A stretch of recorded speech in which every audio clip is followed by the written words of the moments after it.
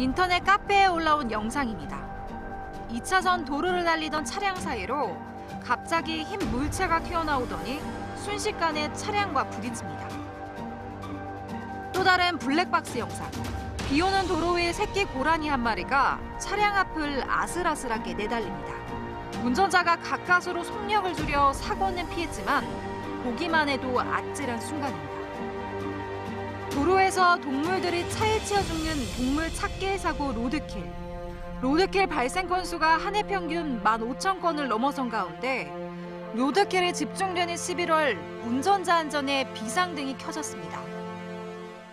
작물들을 찾아서 동물들이 이동을 하다 보니까 새끼가 부모로부터 독립을 하면서 자연스럽게 이동거리가 길어지거든요. 도로를 접하는 경우가 많아질 수밖에 없고 그러다 보니까는 로드킬이 급증할 수밖에 없는 그 특정 달이 있는 거고요.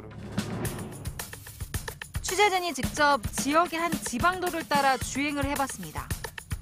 도로회로 들어선 지 20분도 채 되지 않아 잇따라 동물 사체들이 발견됩니다. 처음 사체를 발견한 지점부터 1km를 지나는 동안 사체 4마리가 더 발견됐습니다. 이번엔 방금 사고를 당한 듯 차선에 그대로 방치된 고라니도 눈에 띕니다. 운전자들의 부담은 이만저만이 아닙니다. 밤에 고라니도 나오고 고양이도 나오고 개도 나오고. 운전하실 때 실제로 많이 보셨어요? 네. 내가 봐야 되나. 나가면 됐어요. 많은 차가 속력을 높이는 고속도로는 더 위험합니다. 최근 들어 로드킬 피해 신고도 눈에 띄게 늘었습니다. 많이 이동하다 보니까 사고로 이어지는 경우가 많아요. 평소보다 저희들이 처리하는 그 동물 횟수도 한 30% 정도 더 많아지기도 하고요. 또 신고도 많이 들어옵니다. 고라니가 거진 많이 들어오고요. 그다음에 뭐 너구리 같은 거. 실제 로드킬이 가장 많이 발생하는 시기는 봄철인 5월에서 6월과 늦가을인 10월에서 11월 사이.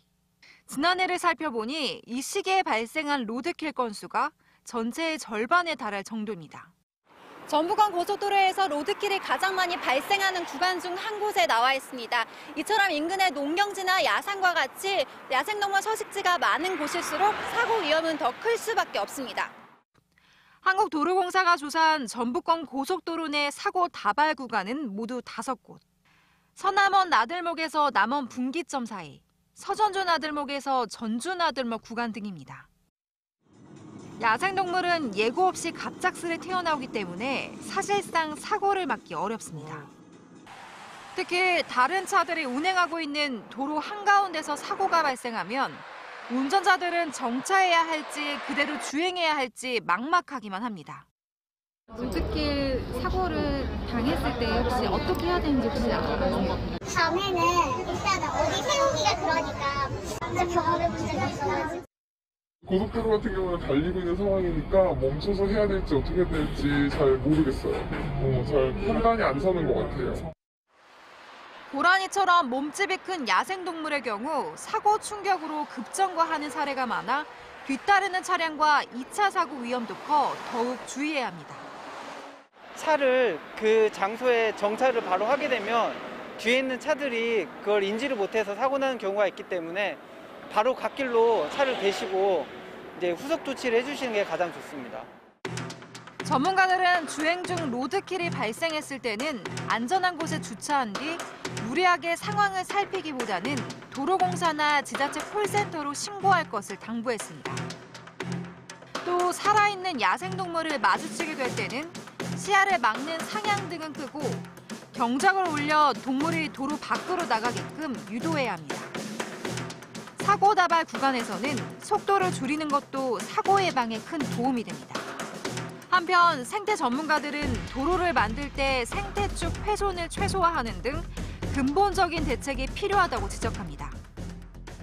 우리나라의 국토에 주요 생태축이 있어요. DMZ 생태축이라든가 백두대간 생태축. 그 생태축을 통해서 해생동물 이동이 비교적 자유로운 편인데 그래서 각종 개발과 특히 도로와 같은 그 선형 개발에 있어서는 최대한 이런 생태축을 훼손을 저감하는 그런 선제적인 좀 그런 조치가 좀 필요할 것 같습니다.